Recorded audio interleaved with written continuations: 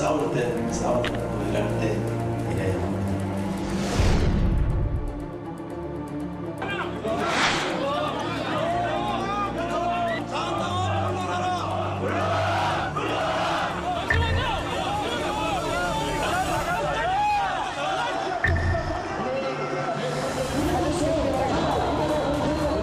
웃기고 왔냐면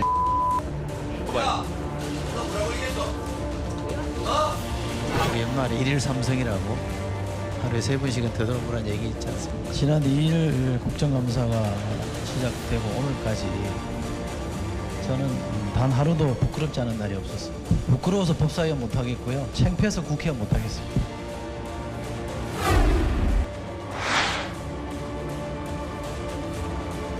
제가 국감장 며칠 다니면서 부끄럽고 창피해서 총선 불출마한다고 그랬는데 달라진 게 하나도 없습니다. 역시 오늘도 저는 창피합니다.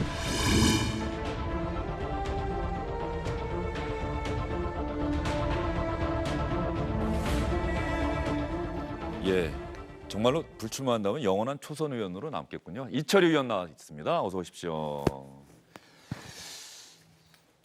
불출마 때문에 이렇게 모시게 된 것 같아서 정치인이 정치 현황과 관련해서 인터뷰를 해야 되는데 어떠세요? 불출마 선언한 이후에 주변 분들의 반응?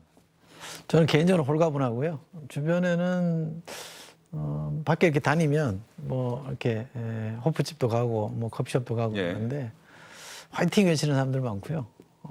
응원한 사람들이 많아졌습니다. 그래서 그 되게 고마운 일인데 좀 씁쓸한 거는 아까 지금 얘기하신 것처럼 정치인은 뭘 했다고 자랑하면 박수 받아야 되는데 뭘 안 하겠다고 하니까 칭찬하니 이게 우리 정치가 얼마나 이게 불신받는지 확인하는 계기가 돼서 좀 씁쓸합니다. 바른미래당 김성식 의원이 그 SNS 올린 걸 제가 봤어요. 이철희 의원 잘 아니까 여기서 말 높이지 않겠다고 하면서 당신 같은 사람이 정치를 해야지 누가 하느냐. 지금이라도 생각을 바꿔달라. 그런 이야기도 많이 들었는데 뭐 생각엔 전혀 변함이 없으십니까? 네, 변함 없고요. 제가 성식이 형 이렇게 부르거든요.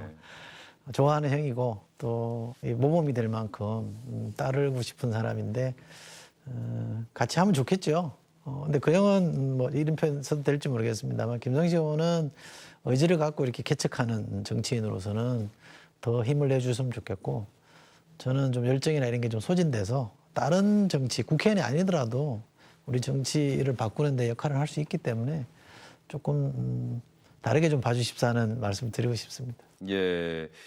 일단 20대 국회의원의 임기가 내년 4월까지고 내년 5월까지죠. 5월까지고 총선 다음까지인데 그때까지는 뭐 당연히 또 최선을 다하실 거라는 생각은 드는데 그 이후에 대한 부상도 이미 하고 계신 겁니까? 아니요, 별로 없습니다. 뭘 계획해놓고 그만둔다 그러면 저는 약간 강박관념 같은 게 그럼 뭐 진정성 없는 거 아니냐 싶기도 하고 또 원래 제가 이 불출마 선언 결심은 조금 했습니다만 추석쯤에 했습니다만 발표하는 시점을 땡겼기 때문에 뭘 계획하고 있거나 그러지는 않았고요. 평소 오래된 꿈 같은 거는 학교 가서 아이들 좀 애들이 아니군요. 대학생 정도 좀 가르쳐보고 싶다는 생각은 좀 있었고 100년 뒤에도 읽힐 책 하나 쓰면 좋겠다 이런 정도의 꿈은 있죠. 그렇습니다. 학생들을 가르치고 싶고 후학들을 가르치고 싶고 정말 많은 사람들이 오랫동안 볼 수 있는 일종의 뭐 정치 관련 서적이 될 수도 있고 또 인생 서적이 될 수도 있고. 제가 삼국지를 이 유비나 조조나 송골의 관점이 아니라 제갈공명이나 순욱이나 이런 참모의 관점에서 삼국지를 좀 각색했다 그럴까요? 재해석하는 책을 하나 쓰고 싶다 생각을 했었죠. 팔리지 않을까요? 기대가 됩니다. 그 책.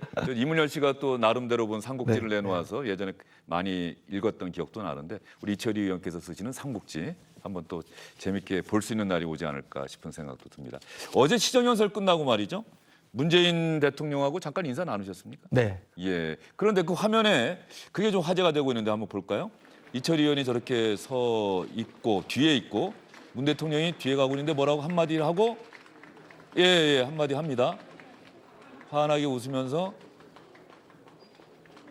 제가 이 독순술을 할 수는 없는데 기사에 나오기로는 이철희 의원은 역시 전면에 나서서 이렇게 막 압수하려고 하지 않으시네요. 뒤에 가만히 서 계시는데. 시원하십니까? 섭섭하십니까? 이렇게 대통령께서 물어봤다는 이야기가 있던데 맞습니까? 내용은 맞습니다. 까는 아니었고요.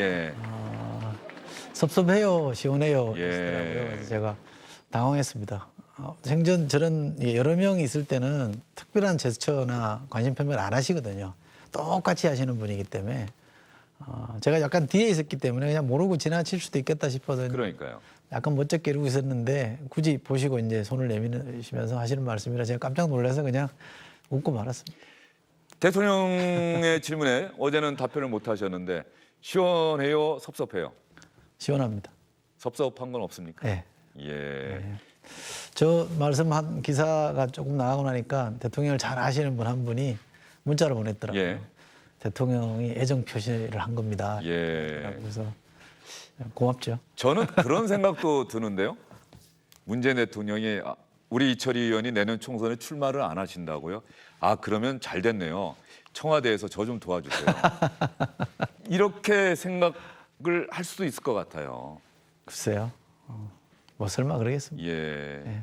저는 정무수석 뭐 이런 자리에 지금 계신 정무수석 분도 있는데 계신데요. 나중에 청와대 비서실 개편할 때 우리 이철희 의원님 또 그런데 대통령께서 나 좀 도와달라고 그러실 수도 있지 않을까 싶은 생각이 좀 들어요. 뭐 우리 대통령께서 도와달라 그러면 저희 개인적으로 영광이죠. 예. 그럼 또 하실 용기가 전부 있으시다는 당연히 기꺼이 해야죠. 이철희 의원의 개인적인 인생은 또 뒤로 미루고 문재인 대통령 또 문재인 정부의 성공을 위해서 최선을 다하겠다. 성공해야 됩니다. 저는 예. 꼭 성공하기를 바라고요. 예. 사실은 우리 문재인 대통령 대선 경선 때 직접 못 도와드렸기 때문에 제가 다른 캠프에 있었거든요. 저는 안희정 지사를 도왔기 때문에 마음의 부담이 좀 있습니다. 짐이 있고요. 그래서 어떤 식으로든 도울 수 있다 그러면 저는 뭐 기꺼이 도울 생각입니다. 그러면 국회의원 하는 게 부끄럽고 창피하다라고 말씀을 하셨는데 어떻습니까? 이걸 제가 이런 질문을 드려도 되는지 모르겠는데 본인이 몸담고 있는 여당이 있고 또 상대당인 야당들이 있어요. 그러니까 지난 한 3년 뭐 6개월 가까이 의정 활동하시면서 어디가 더 창피했던 겁니까? 이게 상대적으로 이렇게 나눌 수 있는 건지는 모르겠습니다만. 야당 때와 여당 때 예, 아니면 지금 현재 상황에서 봤을 때 내가 여당 의원이 돼서 보니까 야당 의원들 하는 행동 보면 참 너무 말이 다르지 않느냐. 우리 여당도 야당 때와 또 말이 달라도 너무 다르지 않느냐. 어느 게 더 이철희 의원의 마음을 괴롭게 했던 건지. 자기 반성이 먼저죠. 사실 저희도 야당으로 시작해서 여당이 됐잖아요. 예. 저희 초선들끼리 모이면 국회의원은 역시 야당이야 이런 얘기를 합니다. 여당 국회의원이 되니까 말도 좀 참아야 되고 하고 싶은 얘기도 다 못하고 그래서 좀 어려운데 제일 이렇게 좀 뭐 이렇게 힘들다고 할까? 좀 자괴스러울 때는 야당이 막 이렇게 여당을 공격할 때 우리도 받아치잖아요. 특히 인사청문회 할 때 이렇게 보면 우리 때도 저랬는데 우리는 이제 그 잘못됐다고 또 공격을 하잖아요. 비판하는데 우리 때도 저랬는데 아니나 다를까 사석에서 그래요.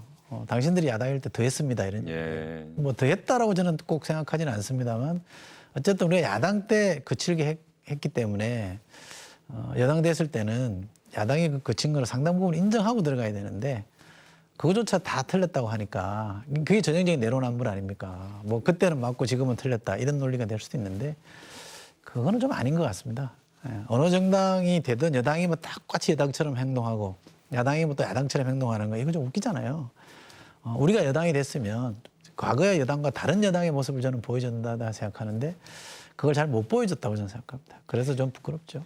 특히 이철희 의원이 그 결심을 앞당기셨다고 조금 전에 말씀을 하셨는데 이 조국 전 법무장관과 관련한 문제 지난 2달여 동안 대한민국을 그야말로 뜨겁게 달궜던 뭐 뜨거운 감자라고 할까요? 그 최전선에 있었던 법사위에서 활동하셨던 게 혹시 결심을 앞당기게 된 계기가 된 것은 아닌지. 맞습니다. 예. 법사위가 표현을 그냥 쉽게 말씀드리면 정쟁이 가장 극단적으로 나타나는 데가 법사위입니다. 아마 이제 정치부 취재해 보신 분들은 다 아실 텐데 대변인들의 말이 무섭게 이렇게 주고받긴 합니다만 면제라되고는 하진 않잖아요. 그렇죠. 법사위는 면제라되고 서로 싸우고 있거든요. 게다가 국정감사는 감사를 받으러 온 사람들이 지켜보고 있는데 감사하러 온 사람들끼리 싸우고 있는 이 코미디 같은 상황은 진짜 창피하거든요. 제발 국정감사 때만이라도 안 그랬으면 좋겠어요. 받으러 온 사람이 받고 싶겠습니까? 뭔 얘기를 한들 그게 고지고대로 들리겠습니까? 속으로 니나 잘하세요 이러지 않겠까 싶은 자괴감이 많이 들었던 거고 그래서 법사위를 하면서 야 이건 좀 심하다. 이건 아니다라는 생각을 많이 하게 됐고 거기다 이제 조국 국면까지 겹쳤기 때문에 제가 좀 공표 시점을 당긴 거죠. 조국 전 장관 문제와 관련해서는 이철희 의원께서 보시기엔 이렇게 질문을 드려볼게요. 야당 의원들이 정말 이건 해도 너무한다라고 했던 주장이 있는 반면에 이철희 의원 입장에서는 저 이야기는 우리 당에서 좀 귀담아 들었으면 좋겠다. 저걸 무조건 일축할 것은 아니다. 그런 이야기가 혹시 기억나시는 게 있으십니까? 들어야 될 얘기는 뭐 상당히 있죠. 입장을 바꿔놓고 생각하면 제가 평소 소신 중에 하나가 역지사지라는 거거든요. 제가 역지사지, 과유불급 이런 말을 참 좋아하는 편인데 우리가 만약 야당이었으면 어떻게 공격했을까? 라고 짐작해보면 들을 말도 있거든요. 그런데 과한 얘기도 있습니다. 예를 들면 제가 어느 분이 했다고 말씀 안 드리겠습니다만 가족 사기단 이런 표현은 좀 과하다. 예. 그건 상당히 인격 모독적인 것이고 그 아이들까지 다 묵덩거려가지고 그 인격 말살한 거라 저는 좀 표현이 과하다고 생각하고요. 저는 표현이 과한 것 때문에 자극받지 않으려고 무죄를 쓰긴 합니다만 이렇게 들으면서 좀 과한데 저기까지는 아닌데 이러면서 이제 날이 서기 시작합니다. 그러면 조금 더 나가면 확 부딪히는 거거든요.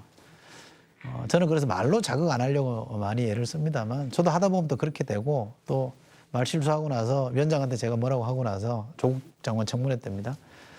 그 다음 질의 때 제가 사과하고 뭐 그런 전력도 있습니다만 마지막 날도 보니까는 위원장 진행하는데 이렇게 손가락을 약간 이러셨다가 저쪽 다른 의원이 그 손가락질 하지 말라고 위원장한테 그러시니까 또 이렇게 손을 바꾸시는 모습도 제가 봤어요. 자연스럽게 이렇게 하는데 예. 손가락질 하지 말라고 그래서 죄송합니다 이러고 다시 제가 정정을 했습니다만 그 뭐 그런 거 손가락질 하지 말라고 얘기하고 급한 대로 막 얘기하다 보면 왜 반말해 이런 거 싸우는 거 있잖아요. 저작거리 싸움보다 더 못났어요 정말. 그래도 명색이 국회의원이라고 하고 누군가를 대표하러 나온 사람이고 더 심하게 말하면 나란 일 하는 사람들 아닙니까? 예. 그잖아요. 아무리 저 사람이 싫어도 그 사람을 부정할 수는 없잖아요. 그 사람도 누군가를 대표하기 위해 선출된 사람이기 때문에 그러면 인내하고 참고 얘기를 해야 되는데 이거는 평소 사람들 싸우는 것보다 더 싸우니까 기가 막힌 거죠. 그건 아마 기자 하시는 분들도 이렇게 법사에서 얘기하다가 이제 취재하는 기자들이랑 눈이 마주치잖아요. 이러면 기자들도 혀를 차는 것 같아요. 우리가 오래 봐왔지만 참 한심하다 이런 표정을 짓는 것 같아서 그런 게 얼굴로 이렇게 읽히면 좀 낯이 부끄러워지죠. 예. 몸담고 있는 여당 이야기를 하기는 쉽지 않으실 것 같은데 여당도 아까 생각해 보면 우리도 돌아볼 구석이 참 많다는 취지로 말씀을 하셨는데 민주당에서도 이 조국 전 장관 이 2달여의 기간 민주당이 보여줬던 모습, 그러니까 서초동에 모이신 분들 또 광화문에 모이신 분들이 있는데 뭐 민주당도 확실히 뭐 정치를 하는 입장에서는 이제 진영 논리라고 할까요? 서초동 목소리가 국민의 목소리다라고 이야기를 하고 광화문의 목소리는 전혀 듣지 않는 듯한 그런 태도도 좀 보이지 않았나 싶은 생각이 좀 드는데 말이죠. 그렇죠. 그렇게 보였습니다.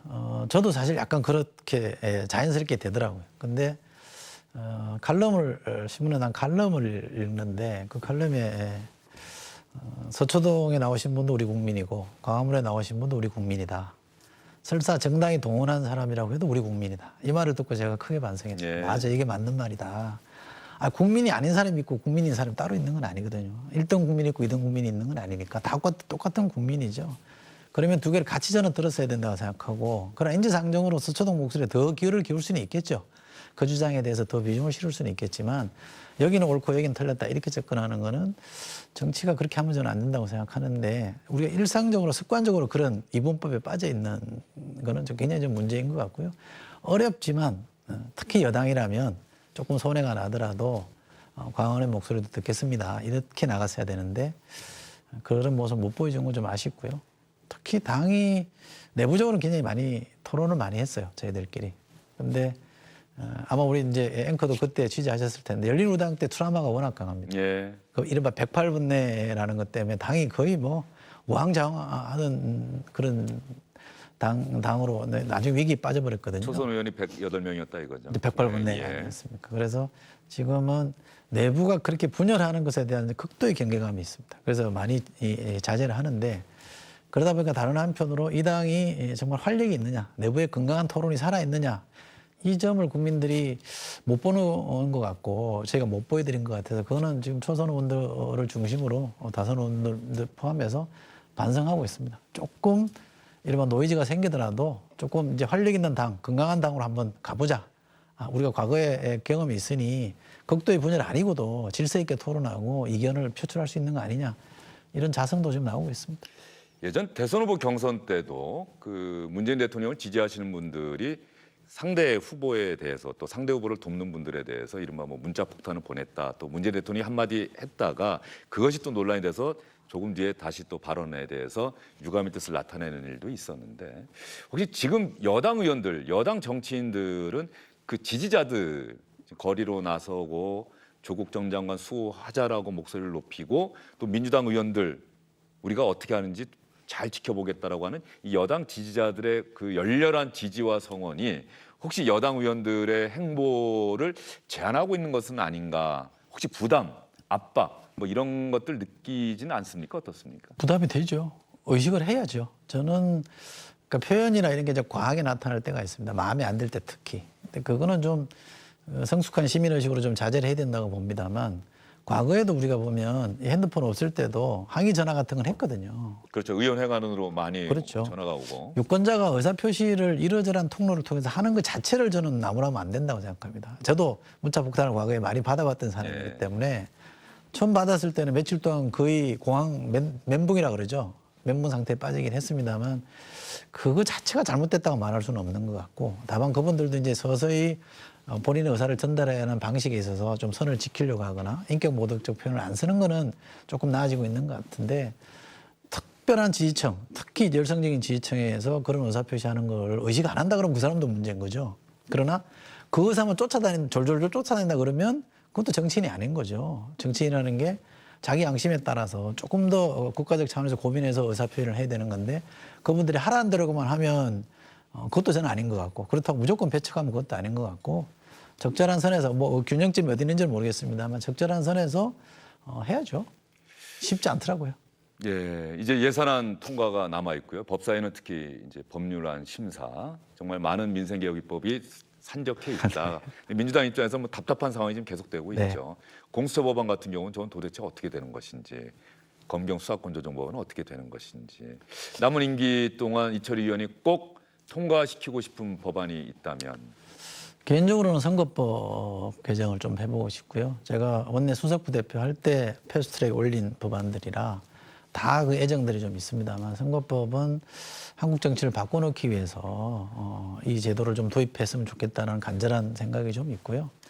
공수처는 뭐 이견이 있을 수 있습니다만 저는 이게 문정부의 무슨 장기 집권을 원한다라는 거는 제가 이렇게 봐도 설득이 안 되고 저렇게 봐도 설명이 안 돼요. 왜냐하면 저희 같은 여당 국회의원이 공수처를 싫어하거든요. 왜? 우리를 겨냥한 수사기관이에요. 그러니까 살아있는 권력을 잡겠다고 만드는 수사기관이면 어디부터 잡겠습니까? 야당 만약에 국회의원 보고 뭐라고 하면 건드리면 속된 말로 야당 탄압한다 그럴 테고 그래도 청와대나 이런 데는 바로 하기가 좀 쉽지 않으니까 자리 잡기 전까지는 여당 국회의원이 주 타겟이 될 텐데 우리를 잡으라고 만드는 수사기관을 우리가 하겠다는데 정작 그걸 권장해야 될 야당은 이상한 논리로 뭐 친문 보위분이 이런 논리에서 반대하는 거는 이 정치가 좀 이렇게 너무 왜곡시키는 것 같다. 반대하려고 그러면 조금 다른 논리로 반대하는 게 맞는데 모든 거를 정치로 정쟁으로 연결시키고 문재인 대통령과 연결을 시켜서 왜곡하는 거는 결국 우리 정치가 그만큼 이게 수준이 떨어져 있다고 저는 생각하는데요.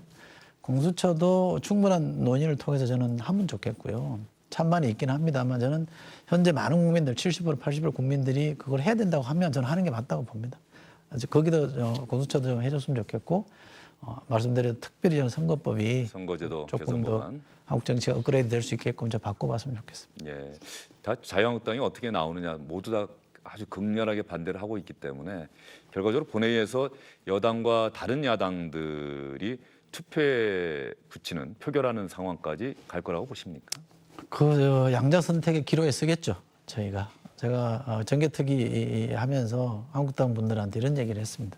우리도 손해고 민주당도 손해고 한국당도 손해다. 이 제도를 바꾸면. 그런데 우리는 손해보지만 하자는 거 아니냐. 그게 더 맞다고 하니 비례성과 대표성을 강화하는 게 민주주의에 더 낫다고 하니 우리도 손해보지만 하겠다는 건데 제일 손해보는 우리 당이 하겠다고 하면 조금 덜 손해보는 한국당은 피해를 줄이려고 노력을 하는 대안을 제시를 해야지 아예 못하겠다고 속된 말로 나자빠지는 거는 이건 좋은 태도가 아니지 않냐. 그리고 어쨌거나 5분의 3이 바꾸자는데 우리는 안 된다. 손해 보니까 안 된다고 하는 거는 합의 처리 정신도 아니다. 그거는 예. 합의 처리라는 건 조금씩 양보해서 하자는 거지 한쪽 얘기만 듣는 건 아니지 않냐라고 설득을 하면 뭐 듣는 척 하다가 또 안 돌아가고 하는데 저는 결국 민심이 선거제도 바꾸자라는 걸로 가면 한국당도 따르지 않을 수가 없을 것이고 안 따르면 저는 총선에서 유권자들이 그 부분에 대해서도 저는 매를 들 가능성이 있다. 그건 너가 잘못했다 이렇게 따끔하게 일침을 가는 가능성이 있기 때문에 결국은 저는 협상할 거라고 봅니다. 예. 개헌 문건이 이철희 의원이 지난해 아마 공개를 하셨죠. 제가 처음 했죠. 예, 네. 그래서 그 마침내 수사로까지 이어졌는데 결과적으로 조현천 전 기무사령관이 미국으로 도피를 해서 더 이상 수사가 진전이 안 된 상태로 지금 알고 있습니다. 뭐 일부는 또 처벌도 받았습니다만. 네, 네. 예. 근데 새로운 문건이라고 또 공개가 됐잖아요. 네. 관심 있게 보셨을 것 같은데 네. 황교안 자유한국당 대표와 연루가 돼 있다는 의혹을 시민단체 대표가 국회에서 이야기를 했어요. 자유한국당은 어제 형사 조치했습니다. 말도 안 된다. 이 문건 근거 있는 문건으로 보십니까? 어떻습니까? 문건은 아마 있었던 문건일 겁니다. 그런데 이제 NSC라는 표현 때문에 이제 당시 NSC 의장이 황교안 권한대행 아니었냐 이런 문제제기인데 저는 시민단체는 얘기할 수 있다고 봅니다. 시민단체에서는 그런 주장할 수 있는 것이고 근데 너무 예민하게 그걸 소송 고발한다는 것도 저는 좀 적절치 않아 보이는데 제 판단이 이렇습니다. 그 문건은 계엄이라는 문건은 헌재에서 탄핵을 기각했을 때 들고 일어나는 민심을 어떻게 감당할 거냐라는 문제의식에서 나온 거거든요. 그러니까 기각이 돼야 실행이 되는 문건이에요. 근데 인용이 돼버렸기 때문에 실행할 계기가 없었단 말이죠. 예. 제 판단은 그래서 그 안에 그 표현이 있다는 이유만으로 연루된 거 아니냐 이렇게 얘기하는 거는 조금 많이 나갔다. 지금 단계에서는. 더 신중하게 따져보고 그만한 증거가 있을 때 특히 제1야당의 대표 정도 되는 사람이면 충분히 따져서 문제 제기를 해야 된다. 라는 게 제 판단입니다. 공당이라면 정당이라면 그렇게 해야 되겠죠. 근데 뭐 시민단체는 또 올해 좀 과하게 문제 제기할 수도 있는 거 아니냐 싶고요. 저는 NSC에서 이 문제를 거론했을 거라고 보지 않습니다. 예. 제가 이런 얘기가 우리 당에서 예. 할 얘기는 아니라고 또 뭐라 그럴지 모르겠습니다만 제 짐작으로는 그래 보이지 않습니다. 예. 누구보다도 그 문건을 가장 천착하시고 집중적으로 파보셨기 때문에 잘 아실 거라고 생각해서 그 문제를 드렸고요. 뭐 여당에서는 지금 국정조사하자 검찰이 더 다시 한번 수사해야 되는 것 아니냐. 윤석열 서울중앙지검장 시절에 다 봤던 건데 덮었던 것 아니냐. 이런 의혹들이 계속 여당 쪽에서 나오고 있어서. 그 일부 의원들 수준에서는 문제 제기할 수 있을지 모르겠습니다만 당 차원에서 이 문제를 그렇게까지 끌고 가는 것은 좋지 않고요. 그건 낡은 정치 문법이라고 저는 봅니다. 예. 그거 아니더라도 야당이나 야당 대표에 대해서 문제 제기할 건 많잖아요. 이철희 의원님 바쁜 이제 20대 국회의원 임기 시절 아주 바쁜 일 끝나고 나면 좀 자주 모셔도 되겠다는 생각이 좀 드는데 후 할 일이 결정될 때까지 그런 생각이 좀 들었고요. 오늘 모처럼 나오셨는데 우리 시청자분들께 왜 내가 총선을 불출마하게 되는지 그렇다고 해서 정치가 얼마나 중요한 영역인데 정치인들 너무 욕하지만 마시고 우리 시청자분들께 좀 당부하고 싶은 말씀이 있다고 한다면 시간을 좀 드릴 테니까. 제가 감히 뭐 당부드릴 입장은 아닙니다만 저는 열심히 했다고 저는 생각합니다. 그리고 나름 성과도 있었고요. 그러나 제 가지고 있는 열정이 소진돼서 좀 다른 형태, 국회의원이 아닌 다른 형태로 우리 정치를 바꾸는 데 기여하고 싶다는 게 제 소망이고요. 근데 정치가 바뀌어지는 거는 저는 정치인들의 셀프 개혁을 크게 신뢰하지 않습니다. 저부터도 그렇고. 바꾸고 싶어 하는 사람이 안에 분명히 있습니다만 잘 안 되더라고요. 이 진영 논리나 이런 것 때문에 잘 안 되거든요. 근데 관건은 뭐냐면 시민의 어떤 정치개혁 압박이 거세질수록 이건 더 실효성이 있다고 저는 생각합니다. 정치 불신이니까 정치 꼴 보기 싫고 정치인들은 너무 싸우니까 쳐다보기 싫다 이렇게 하면 정치 안 바뀝니다. 근데 정치가 안 바뀌는 거면 내 삶이 상관은 없느냐. 정치가 안 바뀌면 당장 제 삶 자체, 보통 사람의 삶 자체가 영향을 받고 나빠집니다. 삶의 질이 나빠지기 때문에 좋은 정치는 꼭 필요한 거고요. 그 좋은 정치를 위해서는 시민의 정치를 압박해서 개혁하세요, 혁신하세요라고 요구해야 되고 그 에너지를 가지고 총선도 치러내야 된다고 생각합니다. 그래서 정치는 여러분들의 관심과 질책 속에서 바뀐다는 말씀을 꼭 좀 드리고 싶습니다. 예. 창피하고 부끄러워서 국회의원 못하겠다, 내년 총선에 불출마하겠다고 말씀하신 이철희 의원과 이야기를 나눠봤습니다. 아마 들으시는 시청자분들께서도 오늘 많은 생각을 하셨던 시간이 아닐까 싶습니다. 오늘 나와주셔서 감사합니다. 맞습니다.